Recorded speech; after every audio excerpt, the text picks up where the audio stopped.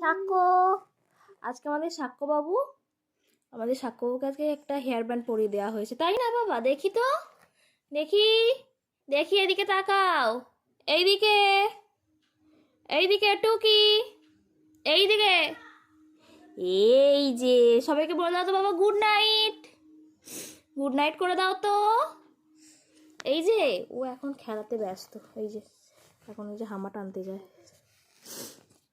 যায় কিন্তু পারে না, একটা পা ভেতরের দিকে ঢুকে যায় বলে তো হামাটা ঠিকঠাক দিতে পারে না, তাই না মা? ও মা, এই পাটা ভেতর দিক থেকে, এই পাটা না ভেতর দিকে ঢুকে যায়, এই পাটা বা এই পাটা মানে পাটা একটা পাওয়ার ভেতর দিকে ঢুকে যায় বলে সেই কারণে হামাটা এখনও ঠিকঠাক দিতে পারে না, তবে কিছুদিনের মধ্যে দিয়ে দেবে। এখন এমনি কিছু দাঁড়িয়ে ধরে উঠতে চায়, আর একটা পাহাড় ভেতর দিকে ঢুকে গেলে না পাশে পড়ে যায়, মানে উল্টে গিয়ে সোজা হতে পারে না, আর নাহলে এমনি হামা টানার চেষ্টা করে। এখন এক মন দিয়ে মেয়েটা আমার খেলে যাচ্ছে। হ্যাঁ হ্যাঁ, মাঝে মাঝে মেয়ে সাজাই, এই যে আমার বেশ ভালো লাগে মেয়ে সাজাতে।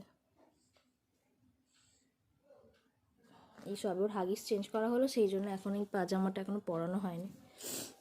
এই রম্পারগুলো না শীতকালের ক্ষেত্রে খুব ভালো, তো আমার এগুলো খুব ভালো লাগে বাচ্চাদেরকে পরাতে, তো সেই কারণেই আমি রম্পারটা নিয়েছিলাম, ফ্লিপকার্ট থেকে নিয়েছিলাম।